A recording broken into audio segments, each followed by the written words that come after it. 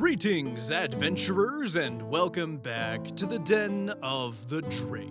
Other dragons hoard gold, while I hoard internet cringe. It's no secret that Dungeons & Dragons is a smash hit in the RPG community. Now I can't do this. Drake buddy, come on. I know you've been really beating yourself up over what happened with the last sponsor, but you gotta come out and make a video. You've done nothing but lock yourself in the bathroom and play Raid Shadow Legends for the past 3 weeks, and we gotta pay the electric bill. No, go away. It's free to play and it's got graphics like a PC game. Come on, we can invade Ireland instead. It's not the same. I didn't want to do this, Drake. Go get him, Rhonda. Let's play Raid Shadow Legends. Ronda Rousey! Ah! Larry, you fool! You've unleashed a terrible evil upon the world! Run! Holy crap, she's gonna destroy the whole city! Raid has over 650 champions to choose from, and you choose the one most prone to violence to give me a pep talk. You were hogging the office bathroom! Besides, Ronda Rousey isn't a Raid Shadow Legends champion. There's no way they would do something so... Oh my god, they actually did it. So why is she trying to kill us? I can only speculate, but I think it's because she thinks we're bosses in the Doom Tower. See, little buddy, the Doom Tower is basically what would happen if the fantasy version of San Quentin had an endgame arcade mode. The Arbiter locked a bunch of real bad dudes in there thousands of years ago. And now that the Doom Tower's wards are failing, she's sending her army of champions to go finish them off for good, which includes Rhonda. Which, I mean, honestly, I don't blame her. The mechanics of and design of these bosses are pretty rad. I mean, take a look at this one here and tell me they're not totally badass. That being said, we gotta stop Rhonda before she destroys everything. Wait. So, former MMA fighter and WWE superstar Ronda Rousey is trying to kill us because an immortal god from a mobile game told her to go beat up prisoners held in Teleria state custody? That's kinda stupid. Yeah, it's either that or she got hit in the head with a steel chair and she's still battling a concussion. Why do you want to save the city anyway? You despise everyone. There's a new coffee shop that's on the route I take to the office every morning. And if anything were to happen to it, I would be mildly inconvenienced. There's only one thing that could stop Rhonda. Rhonda loves promo codes. Here's Rhonda! Ah! Are you two scumbags ready to get rowdy? And by rowdy, I mean, are you ready to have your heads ripped from your necks? But first, did you know that Raid has tons of new features? A brand new dungeon and the introduction of Artifact Ascension. Battle through the Sand Devil's Necropolis and earn the oil needed to take your artifacts to the next level. Plus, there's a bunch of new champions, some of which are holiday-themed. In fact, all of Raid is celebrating the holidays. Look at the Christmas decorations in the Bastion. It's f***ing adorable. Plus, you can use code RAIDRHONDA to get a 100% XP boost, 500k silver, and 5 energy refills. Are you done? No! Every player also gets a free legendary champion. Me! Just by playing for 7 days before February 20th, you can throw me and my glorious lady abs at your enemies. Speaking of which, time to die, weaklings! Larry, before we die, I want you to know you're my best friend. And I want you to know you're the worst boss I've ever... Wait a minute, Drake! Give her your promo code! Oh yeah! Rhonda, stop! I wish to negotiate. Oh? And what could you possibly offer me, WWE superstar Ronda Rousey? A head start in Raid Shadow Legends. Hidden within the labyrinth that is my QR code in the corner, and at the top of my description is a special link you can follow. Click it and you can download Raid along with a free epic champion Vergis, 200k silver, 1 energy refill, an XP boost, and an ancient shard to summon champions as soon as you get in game. All of it will be waiting for you right in your inbox. What do you say, Rhonda? Throw in the kobold and you got a deal. Done. Wait, what? Come on, little guy. We're gonna go practice jujitsu. No. Help! Drake! Drake, you bastard! Just like that, all the loose ends are tied up. Wait, who's gonna edit my videos? Wait, Rhonda! Rhonda, come back! Larry, I'm coming for you! Now with that nightmare out of the way, let's go ahead and move on to what you all came to hear. Often when you hear the word man-child, you're gonna conjure up an image of a grown-ass man who, well, isn't quite grown and is definitely an ass. Yeah, I know, being an adult kinda sucks, what with all the bills, dating anxieties, and the ever-encroaching train of time whose last stop is literal death. It can be pretty tempting to curl in on yourself and cling desperately to a happier and simpler time, where any notion of responsibility was simply a bad dream. Despite the fact that our participation trophy giving society actively encourages this behavior, example, half the books at Barnes & Noble being replaced by f***ing Funko Pops, throwing a tantrum as a grown-ass man is never a good look, as the subject of today's saga will demonstrate. The saga I have for you today stars an insufferable man-child, whose disruptive behavior strains everyone's patience and sanity until the inevitable breakdown that comes with being exposed to so much cringe for so long. Now, without any further delay, let's go ahead and dive right into the horrifying world of r/RPG horror stories. Enjoy. This week's story comes from Reddit user Parasite3Go, and shall begin with a prequel that OP has titled, He is loyal to the party, though.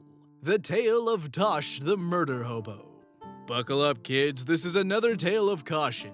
If it kinda looks like a red flag, behaves like a red flag, and sorta feels like it is a red flag. And you should probably not be ignoring it. Alright, this is the first of several horror stories involving the same group of people. The whole thing is an ongoing situation, so there might be even more in the future. What fun. The Prelude. A couple of months ago, me, my girlfriend, and a good mutual buddy of ours decided we needed a break from our campaign. We had been playing Shadowrun 5 for a while.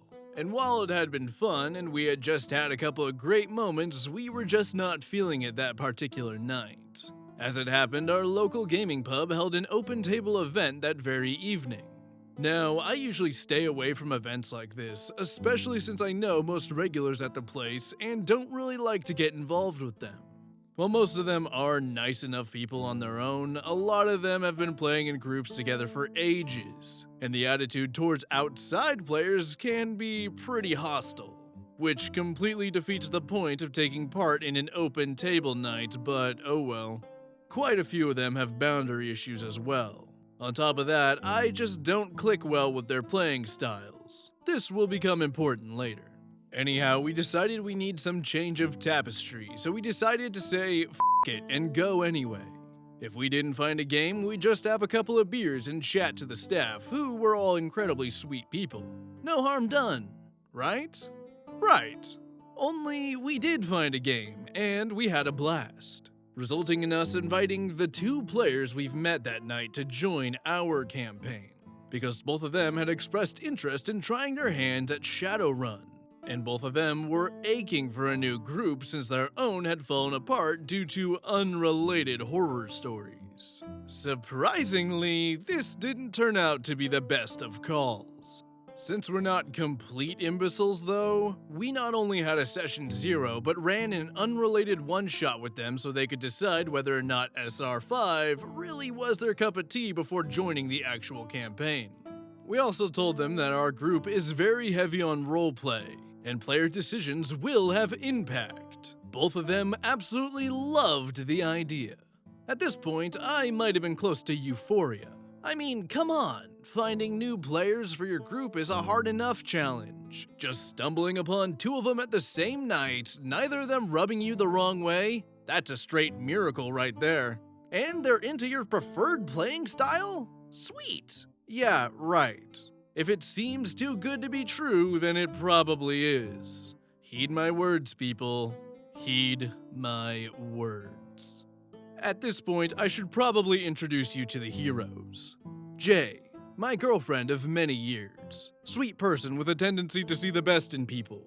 RGM, TC/mutual buddy. Quiet guy outside of games. Great role player. M, one of the guys we met at the open table night. Late 30s, pretty outgoing and laid back. Overall, pretty nice guy. Sadly, he is also the player of Tosh. D, the second guy we met at the pub. Early 20s, all over the place but comes up with great PCs and also a pretty awesome role player. Session 0 rolls around and Jay and I help M and D with building their characters and any questions they have regarding the rules. Everything goes smoothly. D decides to play an assassin specializing on rifles. His backstory was that he used to run the shadows but bowed out to settle down with his wife and kids. He had inherited a fast food restaurant specializing in Asian food from his parents, and he and his family lived in a little apartment above it. He still took on runs from time to time but made sure his wife didn't know about it, so he got his details delivered to him inside of fortune cookies. We've had a lot of fun with this in later sessions. M comes up with a fighter focusing on bladed weapons. Tosh. At this point, things are harmless enough. He hasn't got a lot of backstory for him yet, other than that the guy believes he can do magic even though he is as mundane as concrete. Nothing too wild either, and this is a nice hook for some pretty sweet role-playing too. So Tosh gets approved and we settle on a date for our literal test run. Session 0 went down as smoothly as one could hope. Game day finally rolls around and we meet up at M's apartment. D is running an hour late because his boss slapped him with a task last minute. So we're already not off to the greatest start, but things happen. No big deal. If anything, it gives us time to go over any rules-related questions and the like before starting the session. M has a couple that get sorted out easily enough. Says that he's really excited to play and shares a couple of his own horror stories that really make him look forward to playing with this group. He goes on to complain in length about munchkins and that guys and, you guessed it, murder hobos. Which makes the whole experience we had with him during the session all the more bizarre. D arrives shortly after that. It takes him a moment to settle down, but we can finally start the game. TC and I are contacted by one of our fixers because the Irish Mafia is looking for a couple of runners to investigate an incident on one of their properties. It strikes us as funny that the Mafia is looking for outside muscle to help with something that seems like an internal affair, but we decide to check it out anyway because the pay is good. When we arrive at the pub they use as a base of operations, Tosh is already there. M describes him as a somewhat scrawny, ragged-looking guy with dreads, and wearing a couple of strange-looking talismans who don't really seem to fit in with the environment he's in. The characters exchange brief greetings, and shortly after that, Mr. Johnson shows up. He introduces Tosh as somebody who was recommended by one of his regular outside contacts and explains the situation. Apparently, they've stumbled upon a couple of bodies in the basement of one of their properties, and have no idea how they ended up there.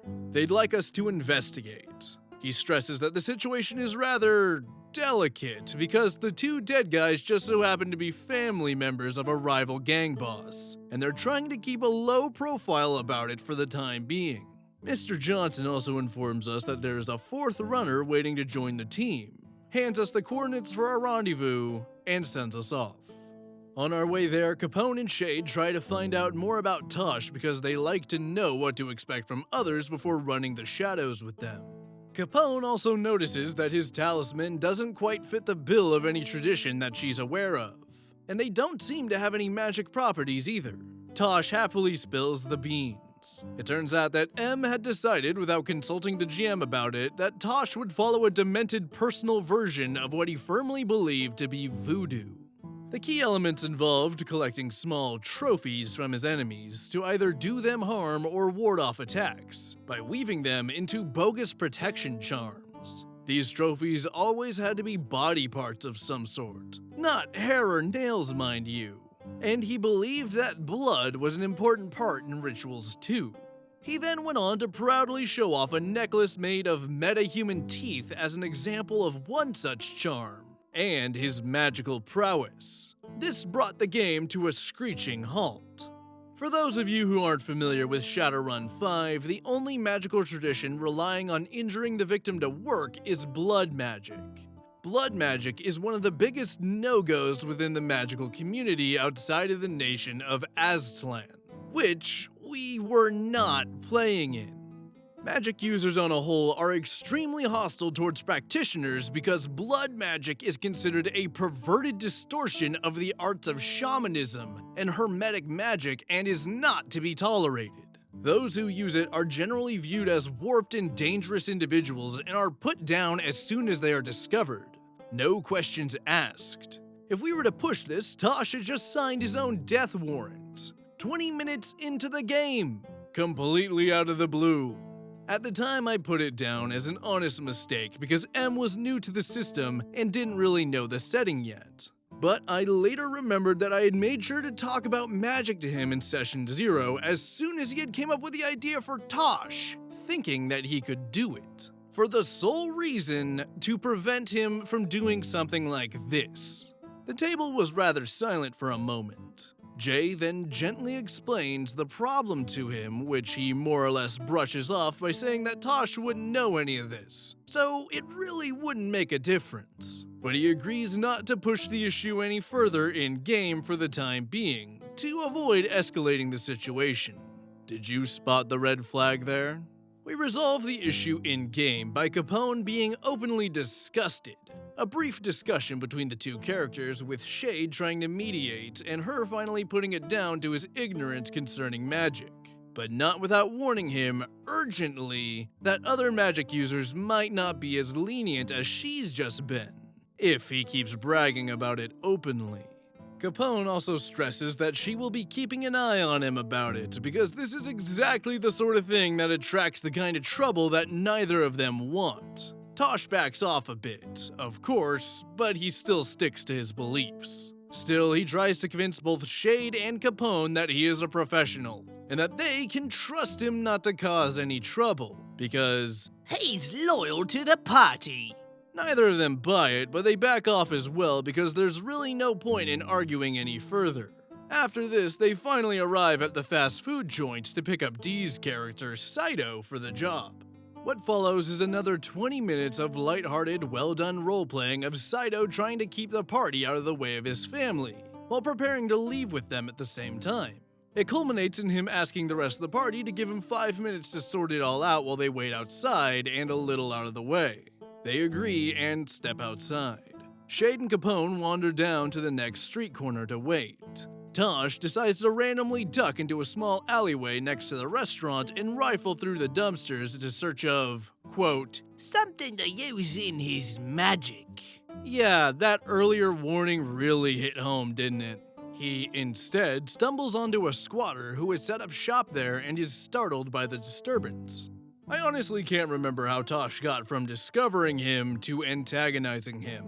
My brain probably just refused to deal with this bizarre shit at this point. But it ended with the squatter lying unconscious in front of the restaurant, and Tosh calmly cutting off one of his fingers for later use. In broad daylight, in the middle of the street, and in plain sight of Saito's now both horrified and terrified family, plus any customers that were coming into the restaurant at the time. Saito comes running out of the shop to confront him. Turns out he knows the squatter, and Tosh just tries to play it down as, oh, it's just a squatter, mate. I'll find you a new one. While the two of them get into an argument, in front of the restaurant, one of the customers calls Knight Errant. Capone and Shade catch wind of it because of all the shouting going on and decide to ditch him, because he is now more trouble than he can possibly be worth. Saito stays behind because he, understandably so, does not want to leave his family alone with a psychopath. Knights Errant show up, and Tosh, for whatever reason, decides to try and fight them. Jay impresses on him that this is a really bad idea if he doesn't want to end up in jail, and he decides to scamper at the last possible moment. Meanwhile, Capone calls Mr. Johnson, telling him that her and Shade are out if he insists on working with Tosh.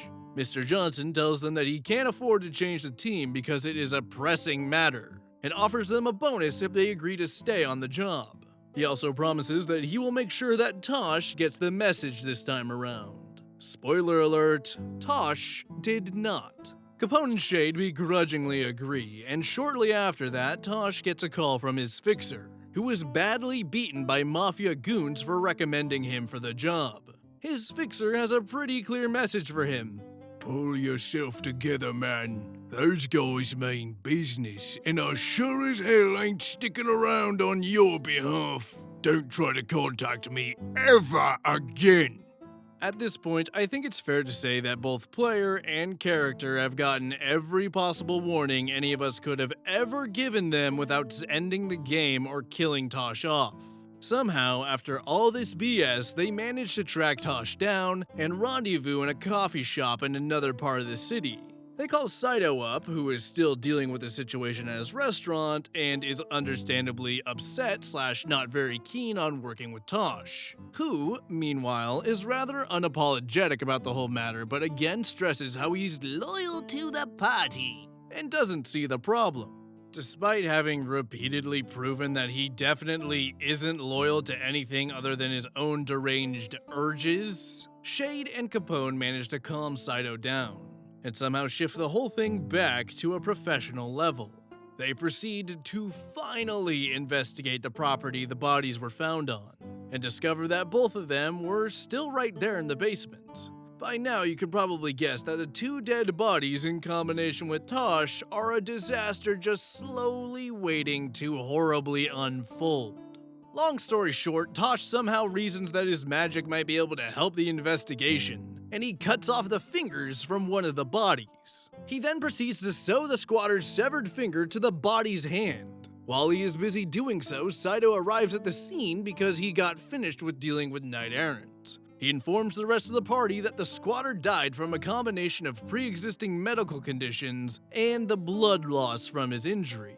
Cue Tosh, who profoundly proclaims that this is proof of his magic, because he believes the squatter died because he sewed his finger to a dead body. At this point, Shade has to actively keep Capone from forcibly and painfully removing him from the scene via fire spirit. And Saito, who has quite a lot of professional pride, has just had it for good. Tosh and him get into a shouting match, again, and Tosh makes the mistake of threatening his family. The session ended with him just barely escaping the combined wrath of Shade, Capone, and Saito, with Saito in hot pursuit because he feared for his family's life. Needless to say, we were all a little stunned. M was honestly apologetic about the whole deal afterwards. His reasoning was that every group he's ever known that played Shadowrun basically ran their games like this, which, especially in retrospect, is a load of BS all by itself. Because I, let's say extensively, pointed out that he was well aware of our playing style and our expectations. However, he agreed to have Tosh killed off to make a new character that would fit in better.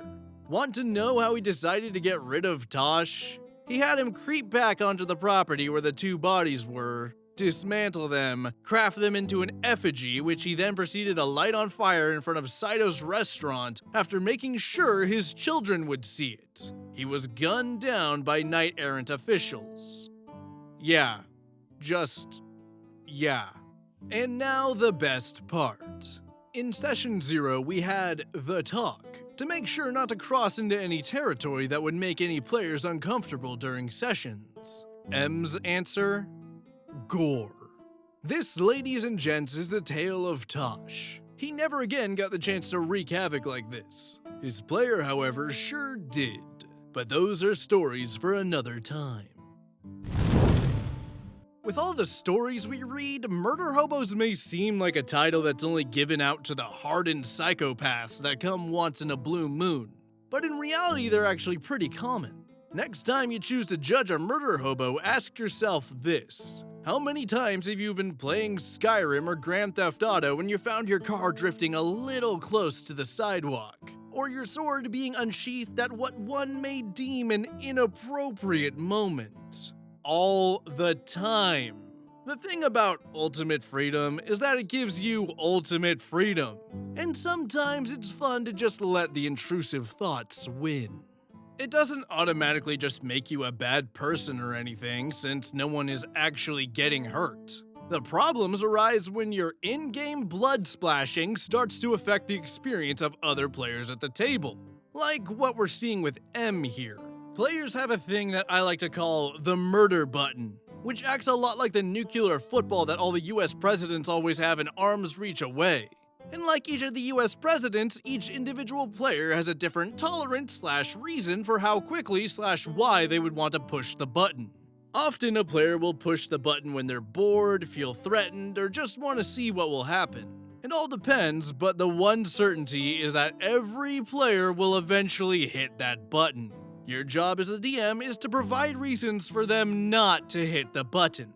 Often behavior that is rewarded is repeated. So reward your players for not committing murder. Are they hitting the button because they're bored? Try entertaining them. Are they hitting the button because they want to see what will happen? Give them an even more interesting event that can happen if the NPC stays alive.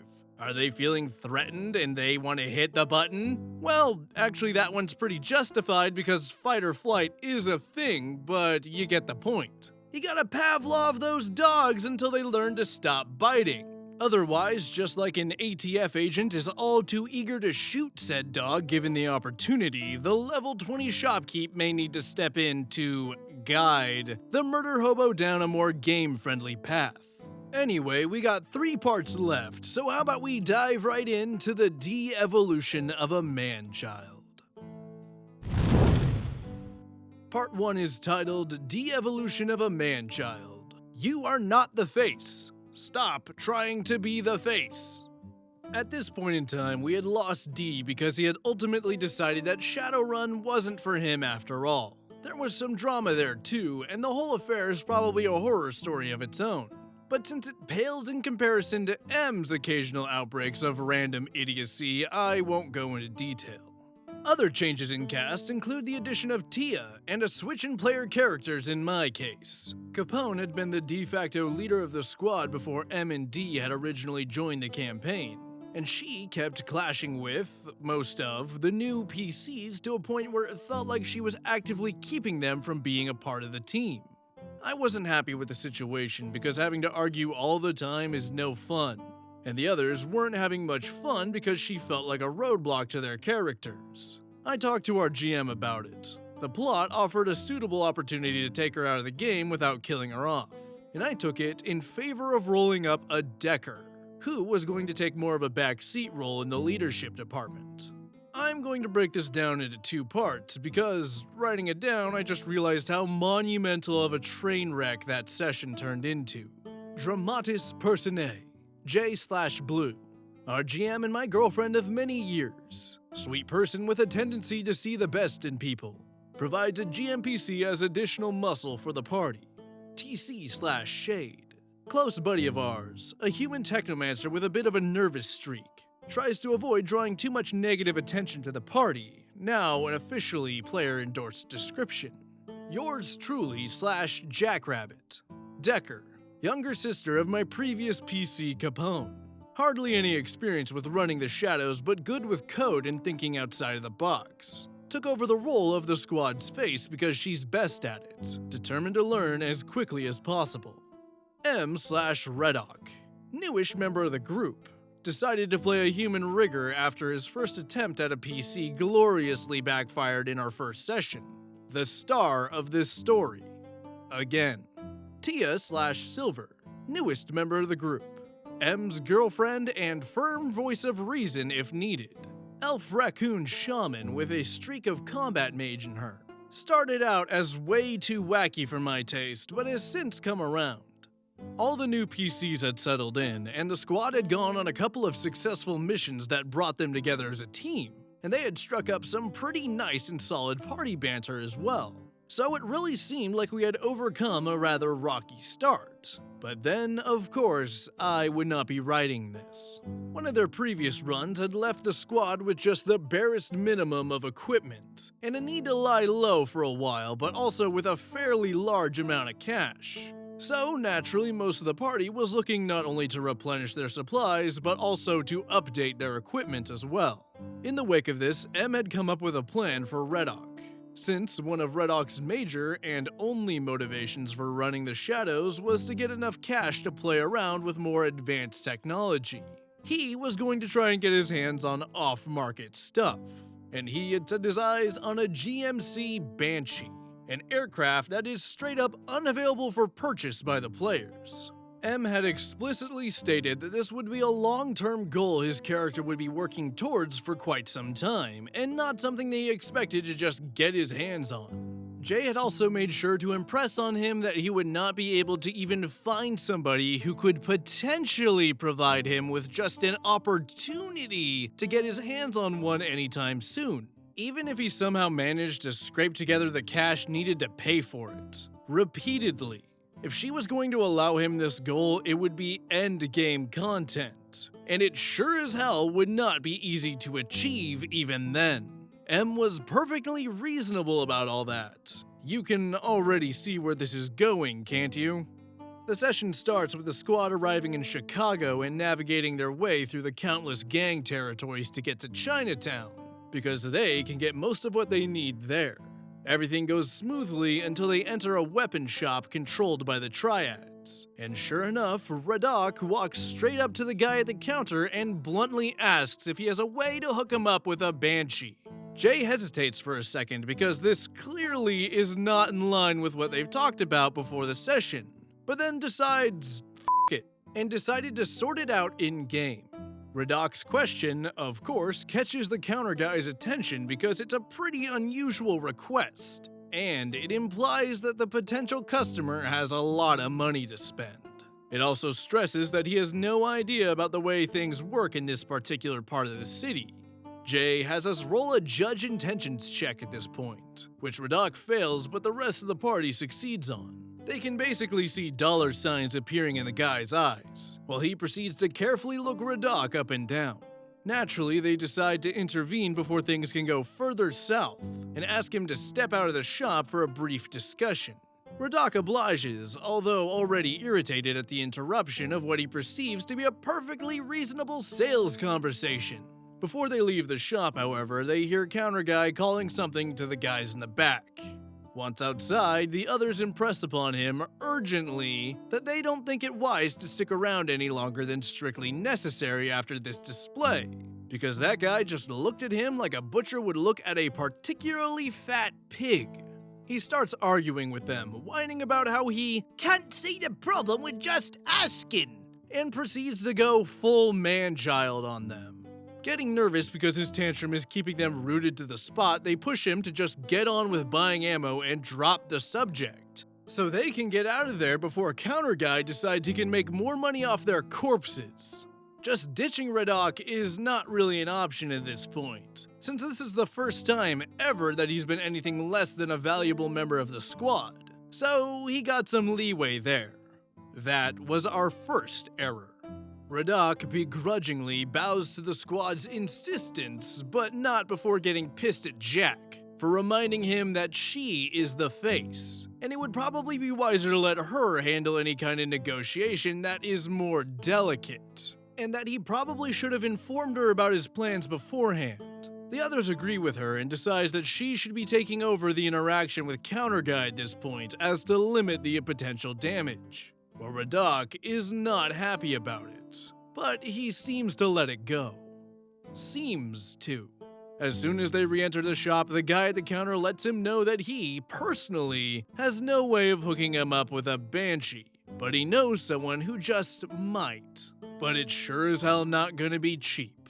Next to Reddok, Jack opens her mouth to speak, but he brushes her aside and confidently goes, "Oh, money won't be an issue," and proceeds to brandish a cred stick. Silver decides to help by dropping an empty duffel bag onto the counter, pointing at it and saying, Fill this up with grenades for me, will ya? Apparently, Tia's approach to in-game insanity was to just get the most fun out of it while you had no chance of stopping it. If you're gonna crash and burn anyway, you might as well enjoy the ride while it lasts. By now, Shade is pretty much frozen in awe or shock or whatever at the idiocy unfolding right before his eye, and Jack just snaps. She's been holding back this entire time because she is well aware that she is not the most experienced member of the group, and doesn't think that she can live up to the pressures of leadership yet. But clearly, nobody else is gonna take charge. Plus, she values her life over Reddok's ego. And if the Triads decide to take them out in the middle of Chinatown, they will. It's that simple. So she cuts him off, turns to the counter guy and takes over the negotiation by letting him know that they are not interested and that they will be leaving. This is when Reddok basically has a meltdown, because apparently she's undermining his professional standing by cutting him off like that in front of a business partner. And that's just in no way okay to do. M is now starting to take this personally as well, and keeps rambling about how his character would under no circumstances take this kind of behavior, especially from someone who has not been in the business for long, and how he just doesn't understand why Reddok is treated so poorly by the rest of the squad. Jay calls a break at this point to prevent the situation from escalating any further. I am frankly just bewildered and maybe a little shell-shocked by what's happening. One second, there are 5 adults in the room. Next thing I know, we're in the middle of some kind of bizarre, over-the-top high school drama. TC and I duck out of the living room for a quick smoke on the balcony and to regroup while Jay and Tia try to calm down M and figure out what the hell just happened. TC assures me that no, I was in no way out of line or anything with what I or my character did. And so does Jay a couple of minutes later when she joins us to give an update on the situation. M has calmed down and seemingly has accepted that he was the one who f***ed up after having both his girlfriend and the GM confirm it to him. He joins us on the balcony shortly after that. M apologizes but launches right back into explaining his perspective on what went wrong, making it absolutely clear that he is still sulking and has neither accepted nor truly understood why he is the problem. It felt like dealing with a headstrong child. I've only met 4-year-olds who were more reasonable than this fully grown man. He insists that he isn't taking it personally too, despite clearly doing so and sticking to it even after I tried to find out what was really rubbing him the wrong way. We should have just called it quits at that point. We did not. That was our second mistake, and probably where Jay's tendency to see the best in people bit us in the rear. That, and she had poured in a lot of effort into preparing the session and didn't want it to go to waste. Once everybody had cooled down and we had settled back into the game, it became pretty clear that the squad already was in trouble. Counter Guy had indeed made sure his boss was informed about the cash-waving idiot strutting around Chinatown, and what he had just asked for. He had also noticed that some of the other squad members sported non-standard issue cyberware, which looked like it might be worth a handsome amount of cash to the right buyer. To him, the obvious discord amongst some of the squad members must have just seemed like a cherry on top of an already juicy steak. He had arranged for an escort to take us back to his boss for further negotiation about the Banshee. It was obvious that this was not really what the Triads had planned for us. But at this point, the best call seemed to just go along for the moment and to negotiate a way out of this situation. Since Reddok had started to derail everything before they had even been able to stock up on ammo, they definitely were not equipped for a standoff.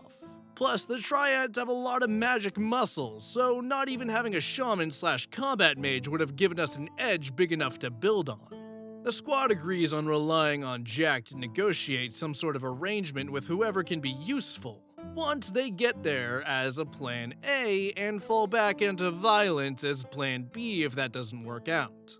Even Reddok has caught on to what's going on at this point, and he doesn't believe it's going to be a business talk about his beloved Banshee.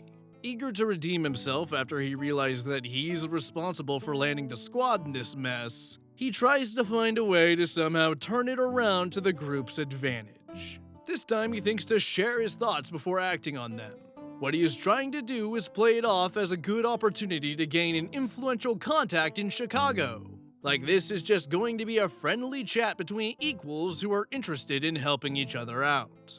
He insistently tries to convince Jack to take this stance on any upcoming negotiation until he is finally, rather harshly, shut down by the rest of the squad who remind him about how his last brilliant idea in that department was what landed them in trouble in the first place. M falls silent until they arrive at the restaurant that serves as a base of operations for the local boss. He indeed invites us to sit with him and talk on the basis that he wants to find out more about how much we might be worth. Every squad member except for Reddok, who fails his check, immediately picks up on that. Jack decides to play it calm and slowly, and tries to treat the negotiation as a delicate one. Nobody objects. Nobody except for Reddok, who, sitting in the middle of a restaurant stuffed full to the brim with members of the Triad, and in mid-conversation with the local boss, decides to cut off the squad's face and hijack the negotiation, having no skill to pull it off and no reason to think he could. It was a blessing that all of us failed perception checks to notice our tea was spiced with narco shortly after that, or else I might have ended up murdering both Reddok and M. You think that this is where it stopped. This is where the GM or the rest of the gaming group pulled the plug or at least called it a night.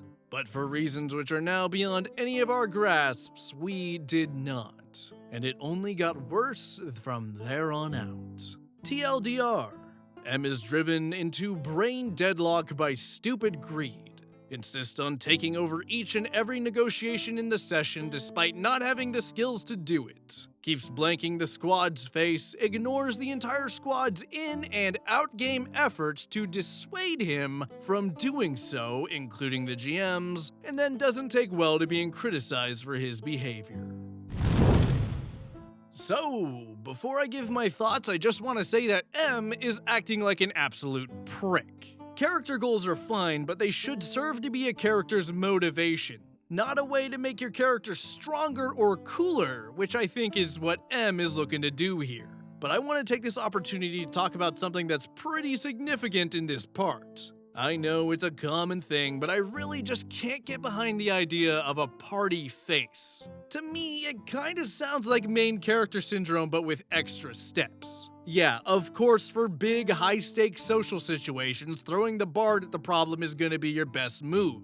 However, that makes it pretty easy to tell the barbarian to sit out on every social encounter because he's not spec'd for it. It eliminates a huge part of the game for that player, and basically relegates them to being a background character. Well, duh, Drake. It's literally what high charisma characters are made for. I thought you said this was a team game. Well, yeah, but it's not like the bard or the sorcerer is supposed to just politely sit in the corner during combat, now are they? You look me in the eye and tell me that f***ing Fireball is a spell for getting better prices on healing potions. There isn't gonna be a shop left after your persuasion attempt, jackass. Yes, the bard, sorcerer, warlock, or paladin is gonna most likely get what they want from a purely social encounter. Does that mean they should immediately take priority over anyone who dared to play another class? No. That would be just as childish as whining about not getting to drive an imaginary airplane in an imaginary game. That being said, non-charisma characters should really know when it's time to back off. Sure, the bard doesn't sit out in combat, but they also aren't doing like 50 points of damage per axe swing, now are they? Fill the role your character was meant to fill. But dominating the battlefield, whether it be a literal or a political one, is just not cool. Want to know what else is not cool? Probably what is about to happen in this next part. Part 2 is titled De-Evolution of a Man-Child. Actio et Reactio. Alright, let's do this. When we last left off, the whole squad had just been drugged with narco in the middle of a Triad stronghold after Reddok had done everything in his power to undermine the party's face, and essentially got them into this tight spot by doing so. Dramatis okay, again with making me pronounce Latin crap. It's a Reddit post about weirdos ruining Shadowrun, not the f***ing Confessions of St. Augustine. Hos globulos draconis suges, you prick! Neither Jay nor I are entirely sure whether or not she actually let us roll resistance checks, but we are certain that if she did, she fudged her rolls so that we would fall asleep, because at that point it felt like the only way to at least give the squad another chance to get out of there alive. When we woke up about an hour later, we were completely stripped of our gear, and both Blue and Reddok were missing parts of their cyberware, including his inbuilt rigger console. The Triads had taken what seemed valuable to them and then dumped us in what was essentially a body disposal facility in their basement. That facility consisted of a small room with an open manhole cover in one corner that led into a ghoul-infested part of the Chicago sewer system. The only reason they did not outright kill us before dumping us there was that they didn't consider us a threat after the shameful display that had landed us in this pickle in the first place. They trusted the ghouls to take care of the rest. With us in the room were a couple of unfortunate souls that clearly hadn't been as lucky, and an assortment of various half-eaten body parts in varying states of decay, as well as a rather blissful feral ghoul who was busy making an early dinner out of one of them.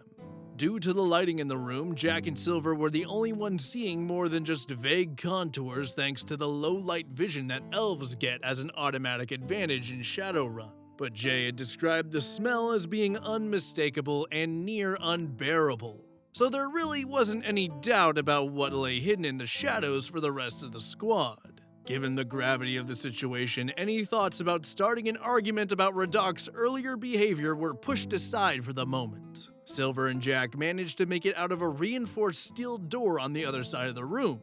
Unfortunately, the ghoul was sitting in between it and where the squad had been left. They briefly considered just trying to get past the ghouls in the sewers and the hell out of there, but Blue was short of an arm and a leg, and Reddok was missing both of his lower arms. The probability of managing to sneak past undetected was accordingly small, and without any weapons, they didn't like their chances. So they had to find a way to get that door open and deal with the ghoul to get into the adjacent room. With Shade being a technomancer, that first issue was easily sorted since we were dealing with an electronic lock.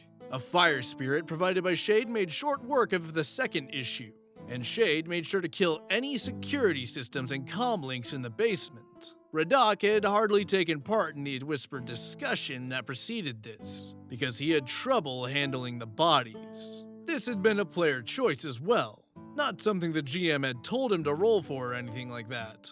I'm mentioning this because it adds a whole nother level of BS to what he did and tried to do later in the session. M, at first, wasn't very thrilled with essentially having been benched, but it actually ended up being a pretty good time while the squad fought, or rather burned, their way through a couple of goons to get their gear. I guess not being able to do much himself forced him to look for more creative ways of handling the situation, and ironically, missing all his gear ended up stonewalling him much less than if he were relying on it. Anyways, I'm getting sidetracked.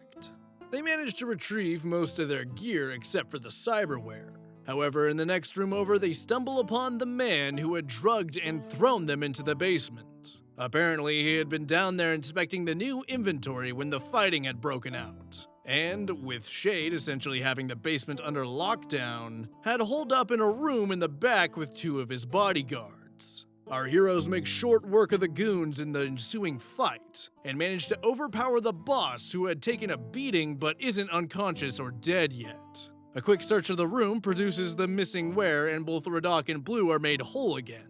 This is when Reddok overcomes his temporary affliction of, well, thinking, really, because he is now suddenly convinced that the squad hasn't been essentially mugged and left for dead because of poor decision-making. Oh no. The Triads have been acting on behalf of some mysterious BBEG who has it out for them despite there being literally no evidence to support this theory. We've had done a pretty good job with disappearing after our last run with Shade and Jack covering anything in the Matrix, and Silver making sure that we were in the clear in the Astral department as well.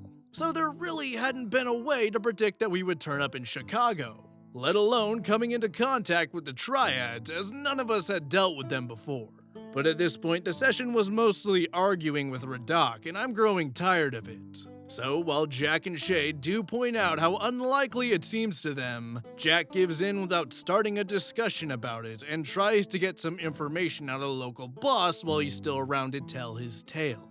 The dice are not on my side in this, not even with spending edge. He won't talk, so Reddok tries to help things along by torturing him to intimidate him into talking. Not my preferred go-to, but entirely okay. Unfortunately, the dice aren't on anybody's side, including the GM's. Jay rolls a critical glitch. She has the local boss spend edge, but it remains a critical glitch. Reddok ends up killing him in his first blow because this guy was already pretty beat up. All of us groan. But of course, this isn't anybody's fault, so while it is unfortunate, it's no big deal. At least we can get the hell out of the basement now that it's done. Especially since Shade has already warned us that he won't be able to keep the rest of the Triad goons out of the basement forever. Now that we got our gear back, getting past a couple of ghouls in the sewers seems a lot more manageable. And with some luck, we will be able to shake off any potential pursuers down there too. Total party kill avoided. Lesson learned, no harm done, right? Right? Not if Reddok can help it. While the rest of the squad gets ready to head back to the sewer entrance, checking their equipment and making sure they hadn't missed anything of potential value, he goes, Guys, wait. What if we make sure the Triads won't ever f*** with us ever again? And he stands there, obviously proud of himself and looking at them as if he had just offered up the Holy Grail. The other's response is rather wary because of the way he's tackled things up to this point has not exactly made them trust his judgment calls. But he insists that they at least hear him out on it. His amazing idea goes like this. We've just killed the boss. So, what we obviously should do is cut off his head and walk out through what, to the best of our knowledge, is a building full of Triad members with the severed head as a warning to try and not attack us. This should keep us safe until we get out of Chinatown. That's it. The table falls silent at this moment, and then pretty much everybody starts objecting at the same time. Blue, a street samurai in training, says that she thinks she can vaguely remember something like this as a traditional warning in certain circles, but isn't entirely sure she's got it right. So while it might work, she doesn't really want to rely on it. Shade points out how there really is no reason to go down that route, because they'll have a much better chance of getting out of this by just disappearing into the sewers while the goons are still trying to get into the basement, and how it will be much harder to track them that way. Silver just flat out refuses to go along with Reddok's idea, because she wants to get out alive, not die an idiotic death in an unnecessary standoff. And Jack is just appalled at the idea to cut off a dead guy's head if they don't really need to do it, especially since she doesn't think it'll help them in any way. If anything, the goons will take it as an additional reason to annihilate the squad, because they've now dealt a blow to their organization rather than just taking out a couple of individuals. And it's probably a pretty good career booster if you end up being the goon taking out the people who just killed your boss. Reddok gets specifically angry at Jack, despite everyone else disagreeing with him as well.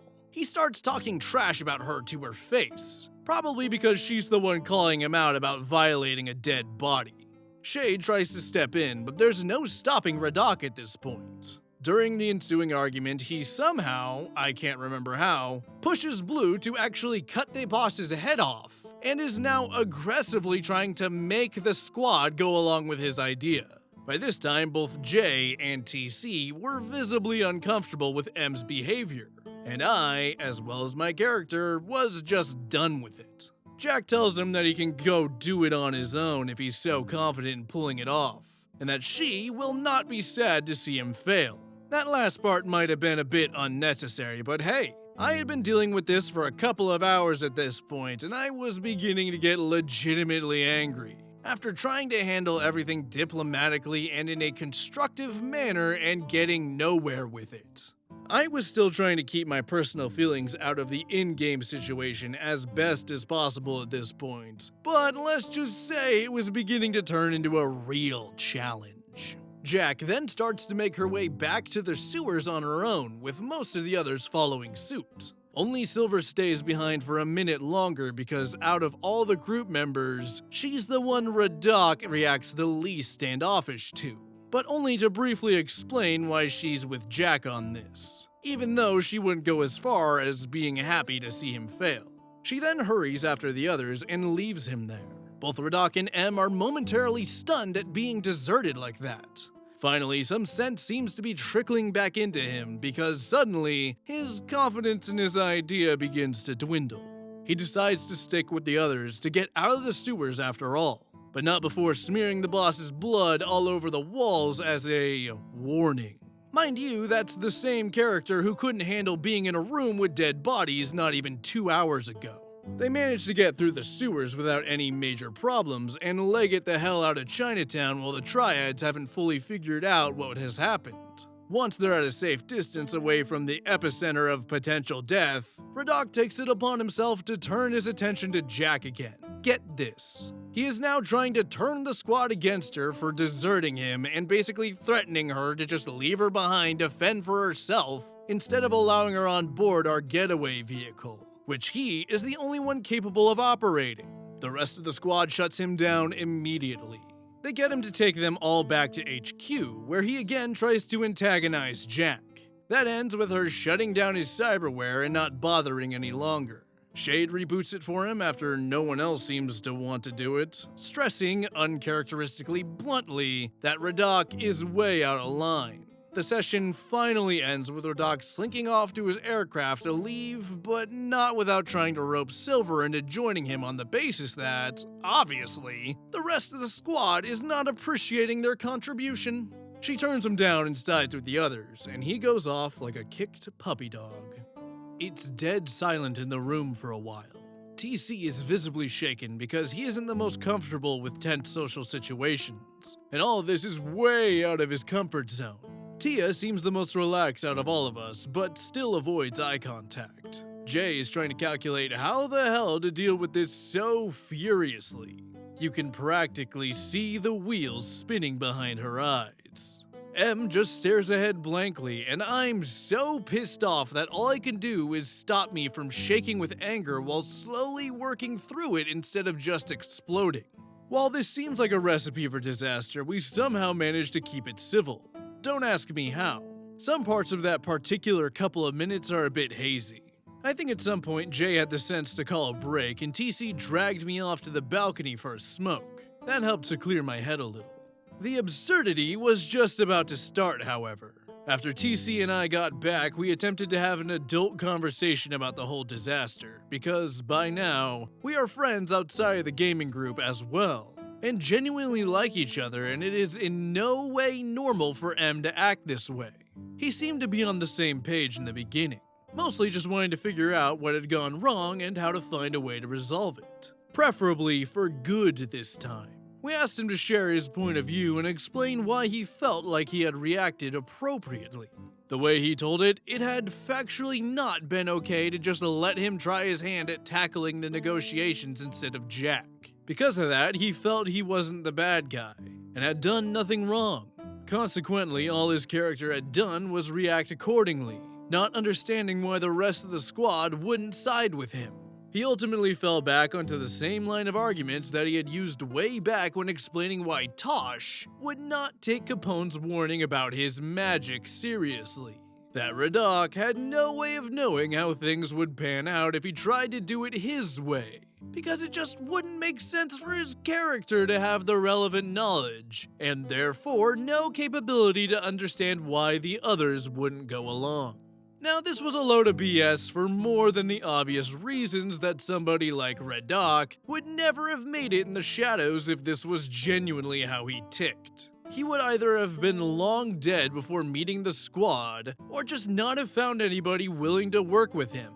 That aside, we had tried nothing else but trying to explain why his behavior was not a good course of action for the last couple of hours, both in and out of game. And Reddok had just ignored it because his ego was hurt, by being told that he wasn't the genius that he perceived himself to be.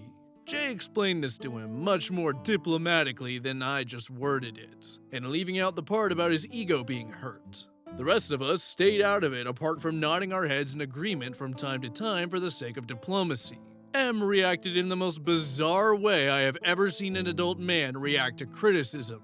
He shut down by rearranging the timeline of the events of the night to suit his own illusion, and talked about them as if how it was in his mind, how it had been genuinely happening, despite having talked about them in exactly the right order just minutes ago. Suddenly, Reddok had just been trying to shelter Jack from making bad decisions herself, because he didn't think she was up to the challenge yet. And, of course, he didn't want to see her come to harm. When I asked him how him threatening to leave Jack behind in Chicago fitted into that line of narrative, he flat out denied Reddok had ever done this, or antagonized her in any other way.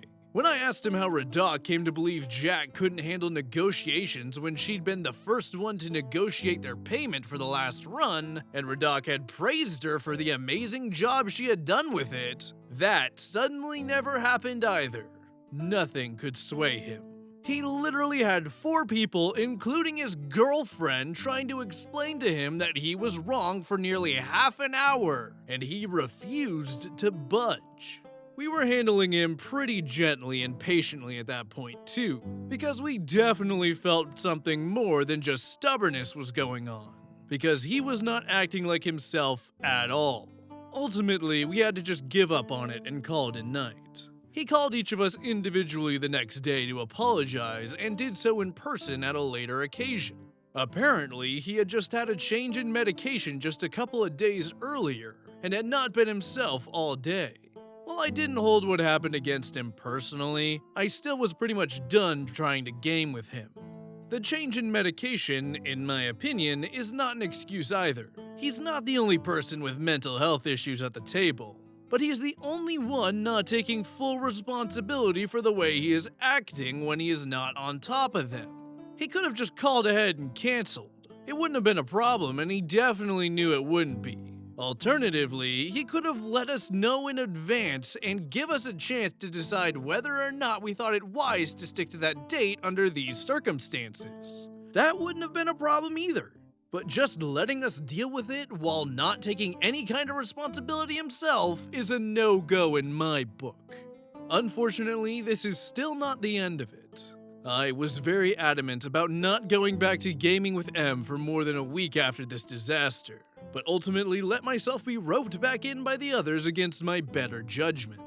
At least my idiocy gives me one last horror story to share with you guys, since we played again 2 days ago and he acted like an asshole all the way through the session. So hopefully my bad decision making and the resulting frustration can at least serve to amuse you. TLDR. M mistakes every lifeline the GM is throwing at the group to keep his decisions from killing them as encouragement to keep doing what he's doing. Ignores every single in-game slap on the wrist to make him stop it. Starts to explicitly antagonize one character in particular, tries to break the group about it, and when we sit down to talk it all out, literally only a half an hour later, denies that any of it ever happened. Oof, that is some textbook gaslighting going on right there. I give it a solid 8 out of 10. A little too much ego got involved there with M that really kept him from sticking the landing. Really, all professional gaslighters know that gaslighting should be all about having fun. Anyway, jokes aside, yikes. I don't know if it's the way that OP wrote it or what, but the awkward tension in the room just felt palpable in this part. We've all been there. You come up with what you believe is a brilliant plan that you think that you're gonna have a lot of fun pulling off, only for the entire party to just shut you down. You don't think you're stupid. Your character doesn't think you're stupid. But for some reason, everyone at the table has got a problem with your reasoning. Yeah, it doesn't feel good, but you gotta know when it's time to drop it. Just because that rare steak looked really good at the time doesn't mean you gotta hold on to the tapeworm, bro. Bruised egos and nerds go together like communism and bread lines. That's why most scientific papers you read these days are basically passive-aggressive diss tracks that might have some science in them if you're lucky. But it's important to remember that you're there to have fun. If the check engine light in the fun car starts blinking, then it's time to pull over and look under the fun hood and pray to fun god that the fun smoke coming out of the fun engine is covered by your fun insurance. Out-of-game tension is never going to be solved by in-game actions. You gotta take the time to address these things. Hey, is everything okay? If things happen this way, will you be okay with it? You want some ass cream for all that butt hurt? Okay, maybe not that last one because your goal should be de-escalation. However, I doubt the talk it out strategy is really gonna work here with M. The plain reality is that there are just gonna be some people that are gonna be less than enthusiastic about anything other than the best case scenario for themselves. And the solution for that scenario? Well, dear listener, just like the best solution to homelessness is to just buy a house, you just gotta get better friends. The final part is titled, The De-Evolution of a Man-Child, the Final Stage. Whew, okay. This saga has very recently, as in a couple of hours ago at the time I'm writing this, come to a close, so I can finally share it with you guys. It's all still pretty raw, but I'm gonna try and not let that bleed into the narrative too much. I'm pretty sure you're wondering how in the world Reddok managed to get back in the squad after his last outburst. The short answer is, most of the other players and Jay had decided to give him another chance, and I had already made up my mind about stopping playing with M if anything similar ever went down again, but wasn't quite ready to give up on the group yet.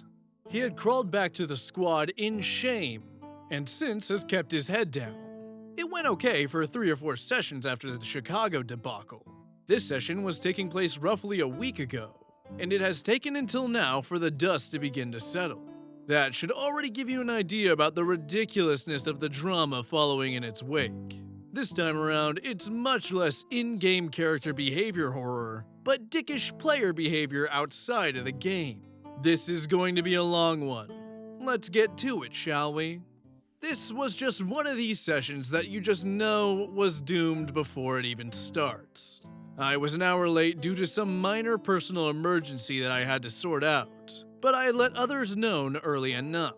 They'd wanted to prepare dinner before starting to play anyway, so everybody was cool with it. When I finally arrived at M's apartment, Jay answered the door instead of him. The look on her face was enough to tell me that something was up. When I half-jokingly asked her if I should just turn around and leave while I still had the chance to get away, she laughed. She rolled her eyes and said it was basically fine and that she'd tell me later. It was pretty clear who was the problem, however, as soon as I set foot in the living room. M was very obviously moping about something, even though I have to give him credit for really trying to not let it steer the way he acted and interacted with others, but it was showing nonetheless. What had transpired apparently just 20 minutes before I had arrived was an argument about the right way to prepare dinner. TC told me while smoking on the balcony before the start of the game that M had gotten quite aggressive towards Jay over it to the point of shouting at her until she'd thrown him out of the kitchen. Now, without context, it might seem a bit strange that Jay was taking over dinner in M's own kitchen. The thing was that nobody had responded to her messages about how we were going to handle it in the days prior to the game. TC, Jay, and I were all staying at the same place at the same time, and had ultimately decided to just get on with buying the groceries ourselves. We let the others know what dinner would be, and Jay offered to take care of the cooking itself too. M, especially, had been very happy about it because, as they told Jay, he hadn't reacted to her messages because he wasn't feeling like dealing with it, and he helped to shift the matter over onto someone else. However, once Jay actually started to prepare dinner, he was not happy about what she was doing, and decided to communicate it by throwing a hissy fit. Nobody else had a problem with the arrangement, by the way, quite the opposite actually. It wasn't like they hadn't tried to resolve the matter after it happened, but as usual, M really couldn't let it go. So that was the atmosphere that we were going to sit down and try to game in. What could possibly go wrong? I was not thrilled. The session started with Shade getting a call from his sister who was in trouble in Chicago and asked to be picked up. So the squad agreed to collect her at a rather run-down motel. The motel itself was fine. We didn't get in any trouble there, but stuck around for quite some time. Enough time for the Triads to figure out that we were there, so they sent a hit squad after us. It wasn't a major encounter or particularly important for the session, just a little nod to player decision consequences, and they went down easily enough. Although Jack nearly ended up dead because Flash, in the heat of the encounter, forgot to heal her for a couple of rounds. This was when M showed the first sign of his passive-aggressive attitude that would go on to define the session. He was clearly not happy with something that Reddok had done coming back to bite him in the ass, even though it didn't start any discussion or wasn't perceived as a particularly big deal by the others. Once that intermezzo was dealt with, the squad retreated back to HQ to figure out how Shade's sister had ended up in this situation and to regroup. There were a couple of minutes of roleplay between the two, with most of the others occasionally piping in to ask a question or offer their perspective on something. M was keeping out of it, staring blankly ahead, clearly not interested in what was going on. After things had settled down a bit, Reddok announced that he would retreat to his workshop to tinker with some of his equipment, but gave no further specifications on what he was doing, nor did he roll any checks to see how long he would be at it. This, once more, will become relevant again later.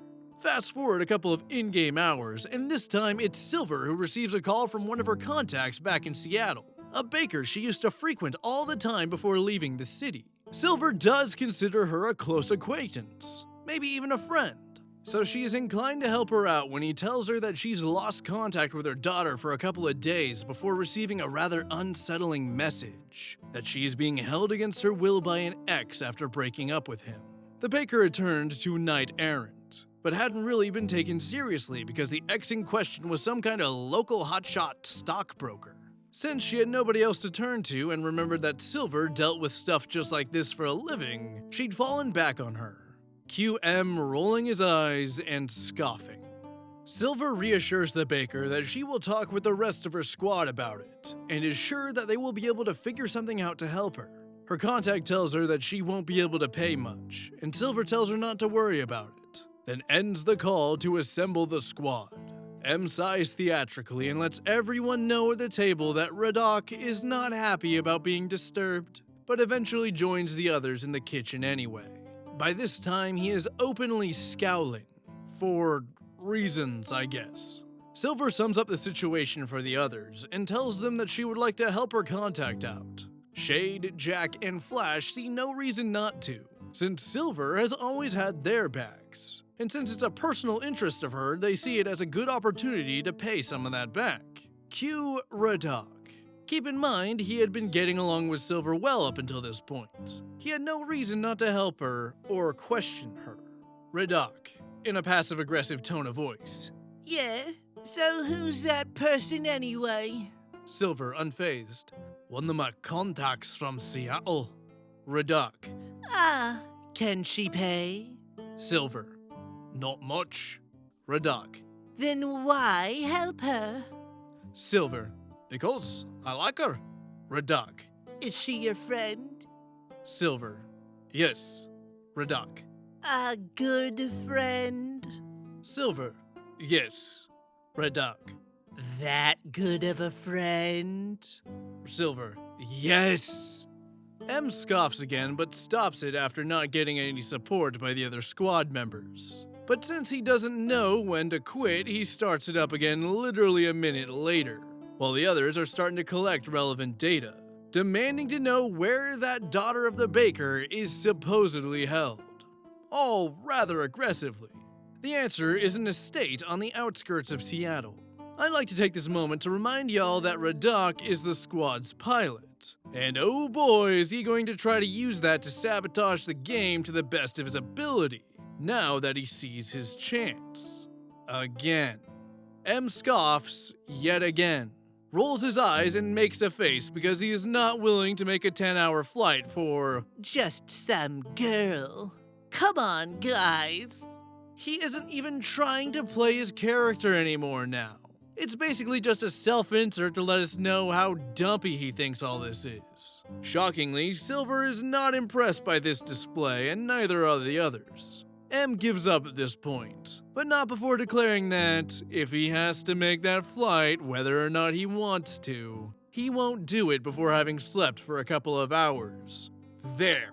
He is waved away by the others who basically just go, yeah, you do that. We need to collect more intel anyway.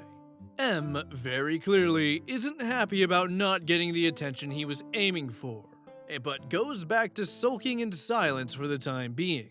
Crossed arms and a pointedly averted gaze, the whole shebang.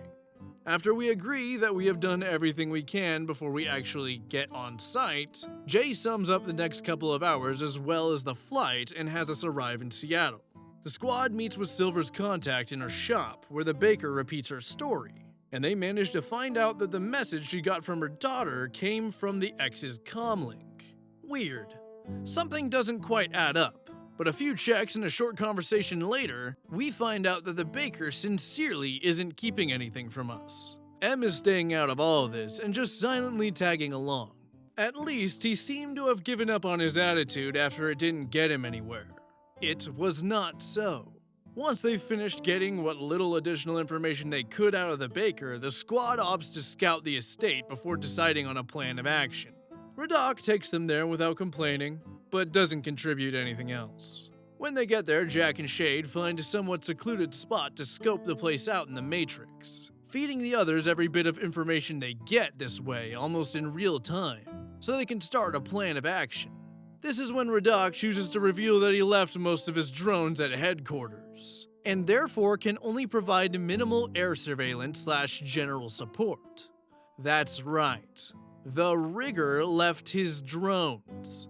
Like with not being able to handle dead bodies in the last horror story, this too was an explicit player decision. Jay's way of handling regular equipment was to just assume that the characters have it with them, unless specifically stated otherwise by the players or unavailable because of in-game developments. M decided to make his character useless. Childish and mostly his own loss because the squad wasn't relying on him, but he didn't leave it at that.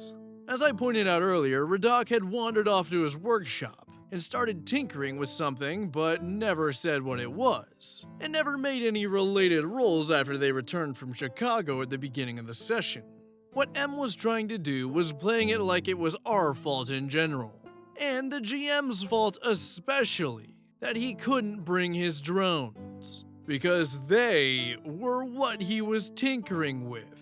And he had known all along how he wouldn't have time to put them back together before leaving for Seattle. Now this had been his reason for not wanting to go, and being this aggressive about it all along. M didn't care that he didn't tell any of us any of this, so we had no way of knowing what he was up to. It was still somehow our fault, and he had no intention of changing his mind about it. So we're down one runner. Fine, whatever.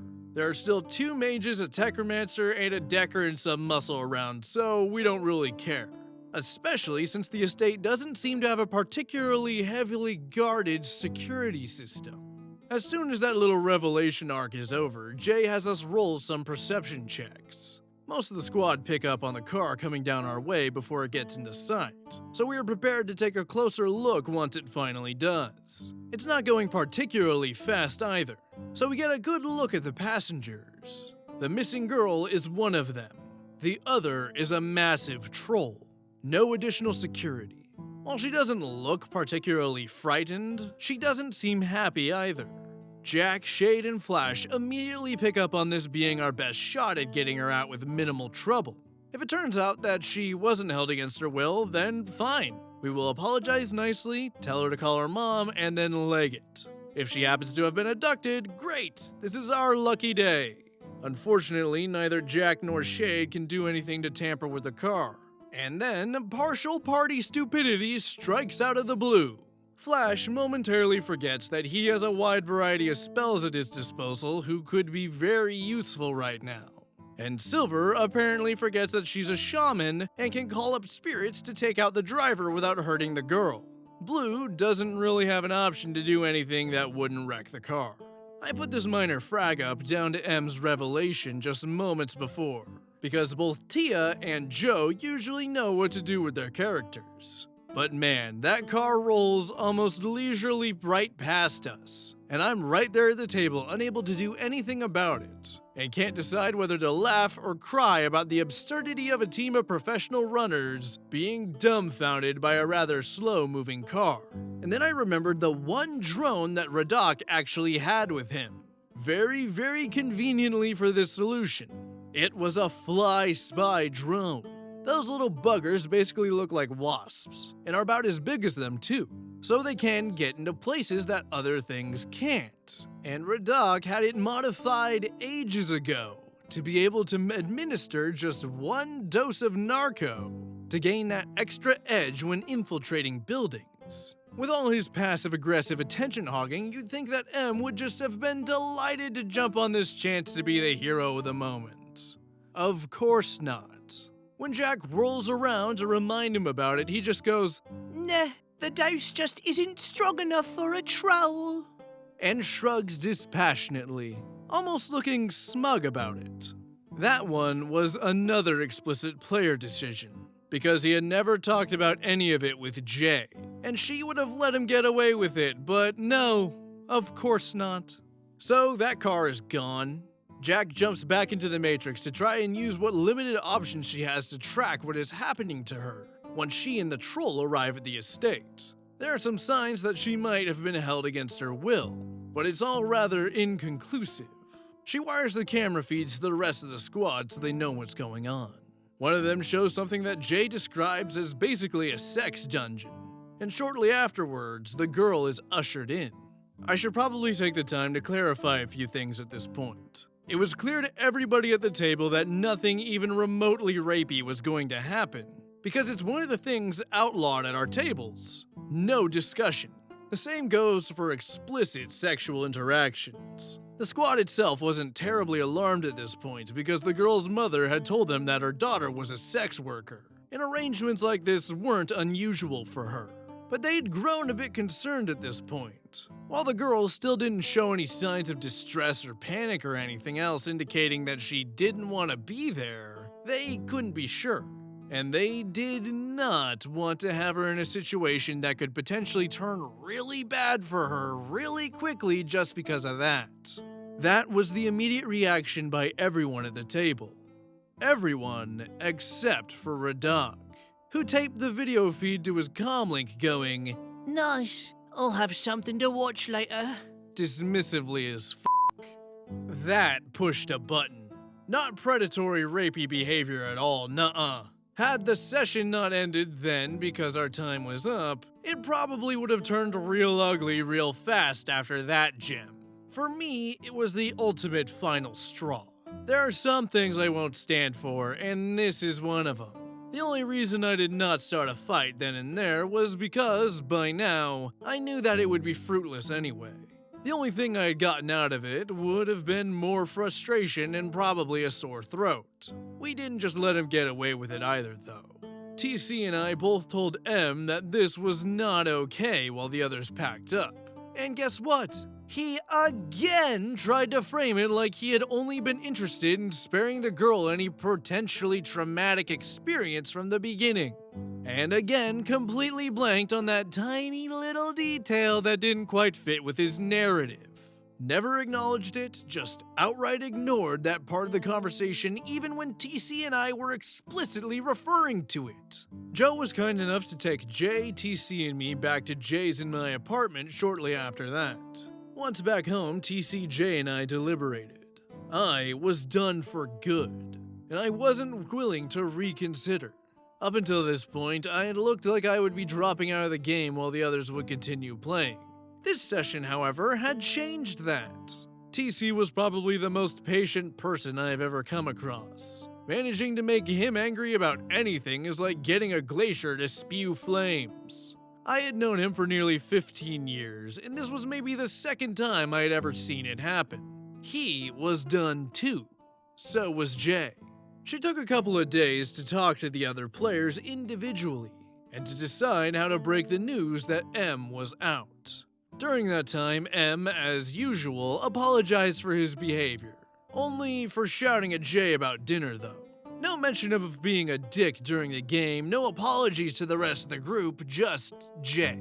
Again, it had been down to a change in medication.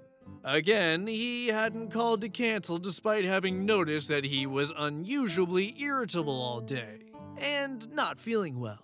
He, again, didn't let us know beforehand so we could decide if we wanted any part of it or not. And sure enough, again, he wouldn't take full responsibility for his behavior. Because how could he be to blame when it was due to issues with his medication? When Jay finally announced that M was out, Tia and Joe decided to drop out as well. So we were back down to the original 3 again. Nobody's feelings were hurt. M took it well, and by now you should know where this is heading. M took it well until he suddenly didn't. I've had the pleasure of spending 2 hours today dealing with him wanting to set up an occasion to talk about it, in a very specific, unnecessary way.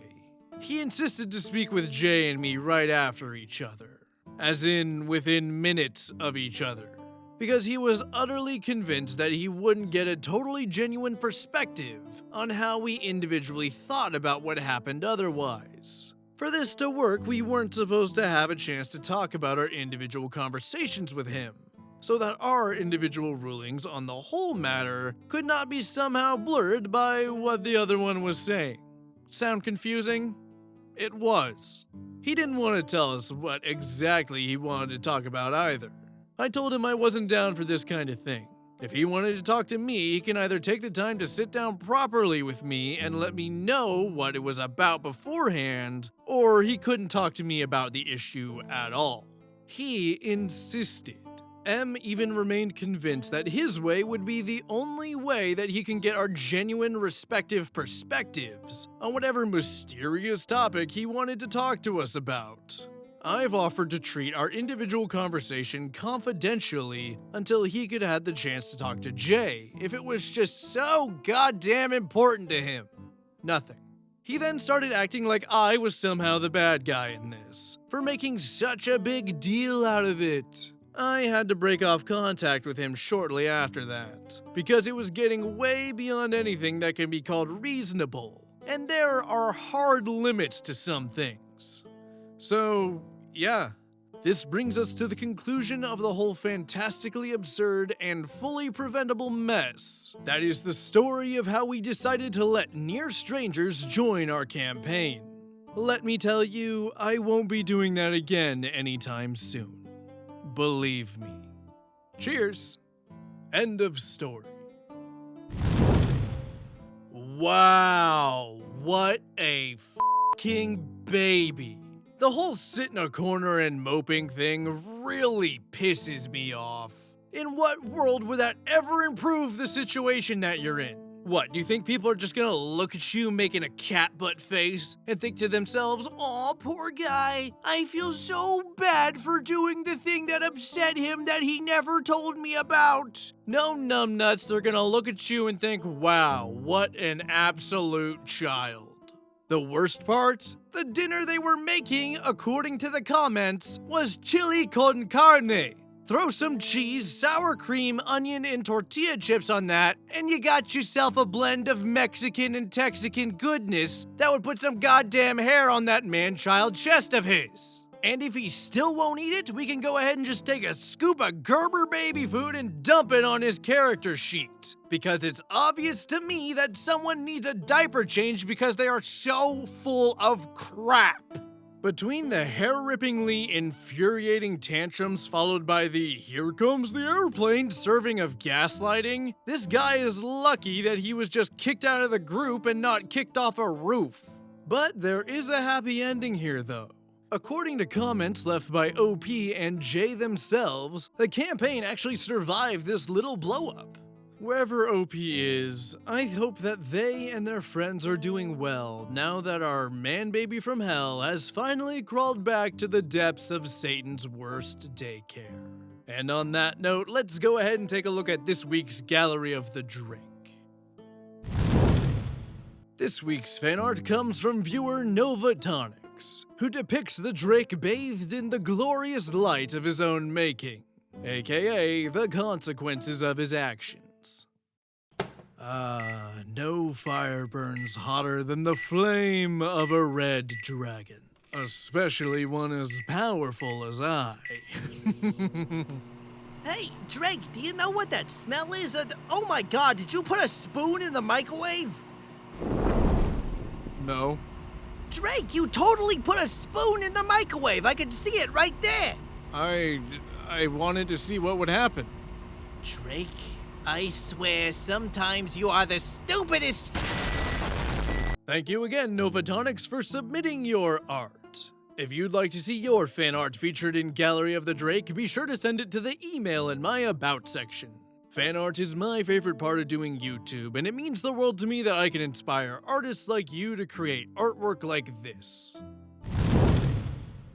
With the story over and artwork displayed, we're gonna go ahead and wrap up. If you enjoyed the video, be sure to like, comment, and subscribe, and if you feel like supporting the channel further, my Patreon and merchandise links are in the description. I would like to thank you all for listening, and I hope to see you next time in the Den of the Drake.